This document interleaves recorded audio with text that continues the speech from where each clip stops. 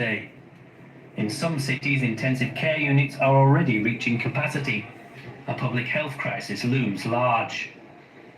The government has responded by extending curfews already in effect in the capital Paris to a total of 38 regions. France is set to become the second European country to exceed 1 million cases.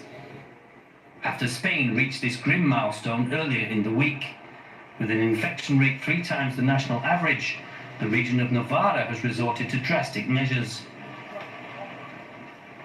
It has banned most travel into and out of the region and closed all restaurants and bars. The capital, Madrid, has been under a similar lockdown for the past 2 weeks to stem a spiralling caseload. Italy was the first European country to be hit hard by the coronavirus. Prime Minister Giuseppe Conte has appealed to Italians to adhere to curfews imposed in Italy's 3 biggest cities. The country is desperate to avoid the massive casualties and overflowing hospitals witnessed earlier this year. The caseload is exploding in the Czech Republic. A record 15,000 new infections on Thursday prompted the government to impose a hard lockdown. Prime Minister Andrej Babiš said the health system would otherwise collapse by early next month. As shops shuttered in the capital, Prague, the army moved in to set up a field hospital.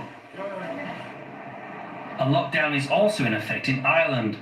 Over the next 6 weeks, households are not allowed to mingle and people have to stay within 5 kilometers of their homes. Non-essential shops have been closed and restaurants are restricted to takeaway services. Well, COVID-19 has wreaked havoc on health systems globally, but especially in 4 geographic hotspots. There are well over 8 million cases in the US, 9 million in Latin America, 4 million in Europe, and more than 7 million in India. We can get an update now from 3 of those different regions. Correspondents are standing by in Rome, Beijing, and Delhi. And I'm going to go first to Seema Gupta, who's standing by in Rome. Seema, we know that Italy hit very hard in the first wave of this pandemic, one of the highest death tolls in Europe. What is the situation now? Well, what we're seeing is we're hitting records in terms of new infections daily. Just in the last 24 hours, more than 16,000 new infections. But it's important to note that they're also carrying out way more tests now than they ever did back in that first wave in the springtime. You're also seeing 136 deaths in the last 24 hours. A grim figure, but it doesn't compare to the highs of 900 deaths daily that we saw back again in spring. If you look closely, though, at the admissions into the intensive care unit, that figure is creeping up. You now have about 992 admissions for COVID-19 cases. So the region that was hardest hit back then, Lombardy, it still is counting for the most in terms of the number of infections. तो दोस्तों ये मेरा दिखाने का मतलब ये है कि सेकेंड वेव आ सकती है तो सबको सावधानी बरतनी चाहिए। जी हाँ। Hospital that was set up in the Milan fairground. A curfew has been in place in Milan and the surrounding Lombardy region from Thursday, and here in Rome and the surrounding Lazio region from this day onwards, there's going to be a curfew this evening from midnight till 5 a.m. in the morning. So back again with those self-declaration forms. Seema, thank you so much. Over to you. And Matthias, you're standing by in Beijing.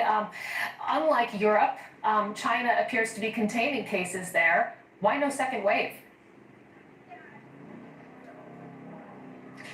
I think the reason is, first of all, technically that they have a lot of testing capacities and they're cracking down very quickly on any new outbreak, quarantining people and testing masses of people.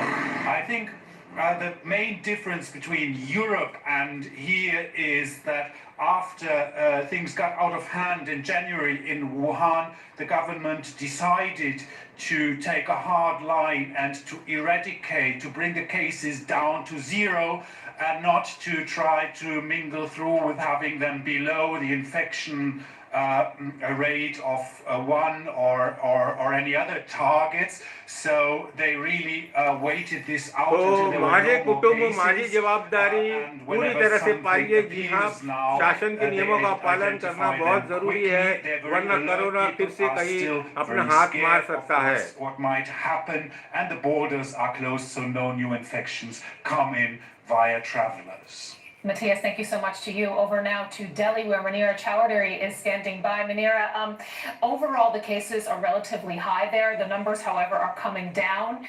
Has India reached its peak?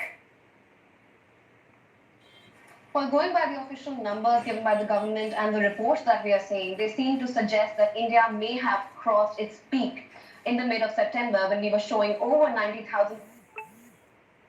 So India's peak having been crossed might be one of the reasons why we are seeing a declining trend. But there was also concerns that India might be testing low because in the week immediately following that peak, there was a slight dip recorded in the number of tests. So there were concerns regarding that. But that number also picked up. So now experts are suggesting that apart from the peak having been crossed, another reason to which the declining trend can be attributed to is that India may have a better working system of quick testing, tracing, isolation and hospitalization of cases which can get worsened. But again, India is a country with huge population and a high population density, so we are still showing over 50,000 cases per day.